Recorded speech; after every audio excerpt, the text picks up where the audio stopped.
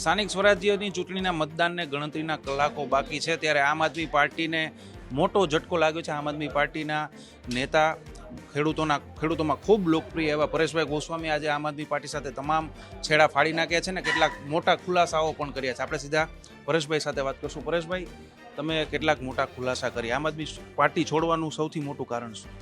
પહેલી વસ્તુ તો એ છે કે હું રાજકારણ માટે થઈને ક્યારેય પણ પોલિટિકલ પાર્ટીમાં જોડાવાનો મારો હેતુ હતો જ નહીં. આમ આદમી પાર્ટી સાથે જોડાયો હતો તો ગુજરાતના ખેડૂતોનું ભલું થાય એ માટે થઈને જોડાયો હતો. સતત 5 વર્ષ મેં વેઇટ કરી, ત્યાં કામ કર્યું, છતાં પણ જો ખેડૂતો માટે થઈને પોઝિટિવ કામ ન કરી શકતી હોય અથવા તો ખેડૂતોને ક્યાંય ને ક્યાંય ગુમરાહ કરતી હોય તો એ મને યોગ્ય નથી લાગતું. મારા ગુજરાતના ખેડૂતોને ખંભે કોઈ બંદૂક રાખી અને ક્યાંય રાજનીતિ કરે એ મને યોગ્ય નથી લાગતું. એટલે હું આમ આદમી પાર્ટી સાથે આજે તમામ સંબંધો છે પૂર્ણ કરી રહ્યો છું. બીજી પણ વાતો કરી કે ખાતરોની લાઈનમાં આપના કાર્યકરોને જ ઊભા રાખવા, એ આખી શું વાત છે? ઘણી વખત એવું હોય કે જ્યારે પણ વાવેતરનો સમય હોય ત્યારે ખેડૂતો છે એ ખાતર લેવા જતા હોય છે. ત્યારે ખાતર લેવા જાય ત્યારે ખાતરની અછત છે, આવો માહોલ ઊભો કરવા માટે થઈને ઘણી જગ્યાએ આમ આદમી પાર્ટી છે એ પોતાના કાર્યકર્તાઓને લાઇનમાં ઊભા રાખી દે અને પછી એના સોશિયલ મીડિયામાં વિડીયો મૂકીને એવા દુર્પ્રચાર કરે છે કે ગુજરાતના ખેડૂતોને ખાતર નથી મળતું, ખાતરની અછત છે વગેરે આવી વાત કરીને ગુજરાતના ખેડૂતોને ભ્રમિત કરે છે, એ યોગ્ય નથી. પરેશભાઈ, મતદાનને હવે ગણતરીના કલાકો જ બાકી છે ત્યારે આજે તમે આ પ્રકારનો ખુલાસો કર્યો, મોટો ખુલાસો કર્યો, આમ આદમી પાર્ટી સાથે છેડો પાડ્યો, તો સવાલ ઘણા લોકોને થાય કે આજનો દિવસ જ કેમ પસંદ કર્યો?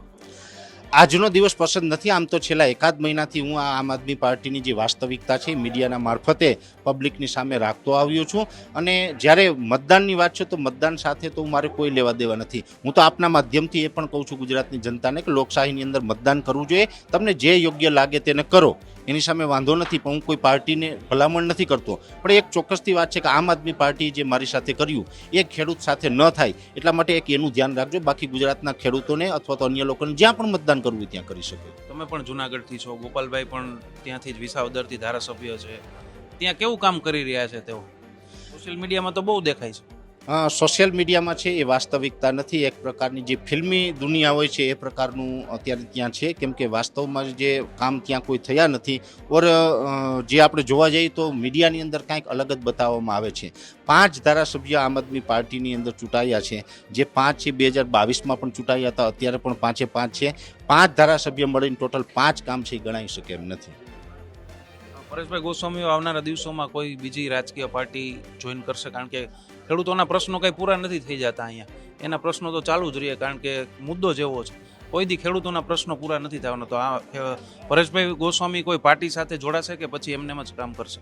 હું ખેડૂત સાથે જોડાયેલો છું અને ખેડૂત સાથે જ જોડાયેલો રહીશ. આવનારા દિવસમાં કોઈ પાર્ટી જોઈન કરવા માંગતો નથી. પરેશભાઈ, એવું બનતું હોય છે કે આમ આદમી પાર્ટી સાથે કોઈ છેડો ફાડે ને એટલે એ ભાજપનો વિરોધ કરતાંય બંધ થઈ જાય. આમ આદમી પાર્ટી સાથે તમને વાંધો પડ્યો, છેડો ફાડ્યો એ બરાબર છે, પરંતુ ભાજપ સરકારનું જે ખેડૂતો માટેની જે નીતિઓનો વિરોધ થતો એ પણ કેમ બંધ થઈ જાય છે?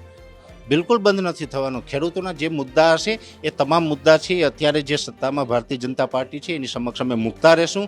જેટલા સોલ્વ થતા જશે એટલા મુદ્દાઓમાં પછી કામ બંધ થશે. જે મુદ્દા પેન્ડિંગ હશે એના માટે લડતા રહેશું. અમે ભૂતકાળમાં પણ લડ્યા છે ને જે આવનારા દિવસમાં પણ અમે લડતા રહેશું અને ખેડૂતોને એનો હક અપાવશું. ખેડૂત આગેવાન તો તમે છો જ, પરંતુ રાજકીય પાર્ટી સાથે પણ જોડાયેલા છો, રાજકીય ઘણું બધું જાણો છો. હવે આવતીકાલે સ્થાનિક સ્વરાજની ચૂંટણી છે, શું લાગે છે આમ આદમી પાર્ટી કેટલું કાઠું કાઢશે? એ વાતમાં બહુ પડવાની જરૂર નથી. કેમ કે મેં આજે રાજકીય સંબંધો પૂરા કર્યા છે તો બોલીને ખોટું આપણે હેરાન થવા જેવી વાત છે. પણ અત્યારે જોવા જઈએ તો વાસ્તવમાં ખેડૂતો કોની સાથે છે ને એ તો 28 તારીખે ખબર પડશે. ભાજપ સાથે છે, કોંગ્રેસ સાથે છે કે આપ સાથે છે. કમસે કમ આપ સાથે મોટાભાગના ખેડૂતો નથી, એ 28 તારીખે સાબિત થશે. અત્યાર સુધી જે ઉગ્રતાથી ખેડૂતોના પ્રશ્નો પરેશ ગોસ્વામી ઉઠાવતા હતા એ જ ઉગ્રતા રહેશે કે પછી હવે થોડાક ઢીલા થઈ જશે? ઉગ્રતા ડીએનએમાં છે અને એમાં કોઈ ફેરફાર ન થાય. ખેડૂતો માટે જ્યાં પણ અવાજ ઉઠાવવાનો હોય, જેવી રીતે અત્યારે પણ જ્યાં ખેડૂત સાથે અન્યાય થતો હતો આમ આદમી પાર્ટી ખેડૂતોને ભ્રમિત કરી રહી હતી, એટલે એની સામે પણ ઉગ્રતાથી જ અવાજ ઉઠાવ્યો છે. એટલે ખેડૂતો માટે જ્યાં પણ અવાજ ઉઠાવવાનો હોય ત્યાં ઉગ્રતા એ જ રહેશે. વિપક્ષ તરીકે હવે તમને કોણ લાગે છે? આજે સ્થાનિક સ્વરાજની ચૂંટણી છે, આવનારી વિધાનસભા ચૂંટણી પણ આવશે, એવું લાગે છે કે હવે આમ આદમી પાર્ટી કોંગ્રેસનું સ્થાન તો લઈ જ લેશે? ભલે સત્તામાં તો બહુ દૂરની વાત છે. એ તો સમય બતાવશે, કેમ કે આવું તો ગાંધીનગરની નગરપાલિકા ચૂંટણી વખતે પણ આમ આદમી પાર્ટીએ સપનું જોયેલું, પણ ત્યાં એક પણ સીટ ન મળી. એ પછી 2022ની વિધાનસભાની ચૂંટણી હતી ત્યારે પણ આમ આદમી પાર્ટી આવો જ માહોલ ઊભો કરેલો, અને અત્યારે પણ એવું વાતો કરી રહ્યા છે. પણ આ બધી વાતો છે સોશિયલ મીડિયામાં છે, જમીન ઉપર નથી. એટલે કંઈ મજબૂત વિપક્ષ તરીકે આમ આદમી પાર્ટી આવે એવું અત્યારે કંઈ લાગતું નથી. અને ખાસ કરીને આમ આદમી પાર્ટી છે એ તો અત્યારે એની વાસ્તવિકતા સામે આવવાથી જે સારા માણસો હતા ધીમે ધીમે એમાંથી નીકળતા જાય છે. એટલે પાર્ટી તૂટી રહી છે, મજબૂત નથી થઈ રહી. અંતિમ સવાલ, અરવિંદ કેજરીવાલ સતત ગુજરાત આવે છે, એનાથી કંઈ ફરક પડશે આવનારી આ ચૂંટણીમાં? તો ઠીક છે 2027ની ચૂંટણીમાં, કારણ કે સતત 15 દિવસે 1 મહિને અરવિંદ કેજરીવાલ ગુજરાતમાં હોય જ.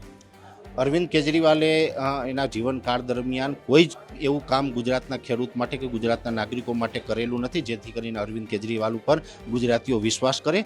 ગુજરાતમાં અરવિંદ કેજરીવાલ આવવાનું એક જ કારણ છે કે હવે દિલ્હીની અંદર એની પાસે સત્તા રહી નથી, ત્યાં એકદમ બિલકુલ ફ્રી છે, એટલે એની પાસે સમય જ સમય છે. તો એ અહીંયા ચૂંટણી પ્રચાર માટે આવે અને દિલ્હીમાંથી સત્તા હાથમાંથી ગઈ છે એ મેળવવાનો અહીં ગુજરાતની અંદર પ્રયત્ન કરી રહ્યા છે. કીધું કે ખેડૂત માટે નહીં, પરંતુ માત્ર સત્તા મેળવવા માટે કામ થતું હોય આમ આદમી પાર્ટીને એવું લાગે છે. તમારી પણ અનેક વાર અરવિંદ કેજરીવાલ સાથે મુલાકાત થઈ છે, તમે આ વાત ક્યારે એમને કરી છે કે આ થોડોક અલગ ટ્રેક પર આપણે જઈ રહ્યા છીએ? બિલકુલ અમે ઘણી વખત કરેલી છે, પણ એની અંદર માત્ર હાયા હા કરી દેવામાં આવે, હસી નાખવામાં આવે. જ્યારે ખેડૂતોની વાત છે આપણે એકદમ ગંભીરતાથી, દિલથી, લાગણીથી કરતા હોય ને એની અંદર જો કોઈ આ પાર્ટીના શ્રેષ્ઠ નેતૃત્વ છે એ હસીને કાઢી નાખે ને એના ઉપર ધ્યાન ન દે ત્યારે ખૂબ દુઃખ થાય છે. અરવિંદ કેજરીવાલને મેં અનેક વખત વાત કરેલી છે, પણ અહીંયા કોઈ ધ્યાન નથી આવ્યું. ખરેખર અંતિમ સવાલ, રાજુ કરપડા આમ આદમી પાર્ટીમાંથી જે છેડો ફાડ્યો, ભાજપમાં જોડાઈ ગયા, એના ઉપર આપનો શું મત છે? એ એનું વ્યક્તિગત તારણ છે, એમાં હું કાંઈ ન કહી શકું, કેમ કે રાજુભાઈ છે એ પણ આ દેશના એક સ્વતંત્ર નાગરિક છે અને ઈચ્છા પડે ત્યાં જઈ શકે છે. બિલકુલ. તો આ હતા પરેશ ગોસ્વામી, જેમણે આજે મોટો ખુલાસો કર્યો છે.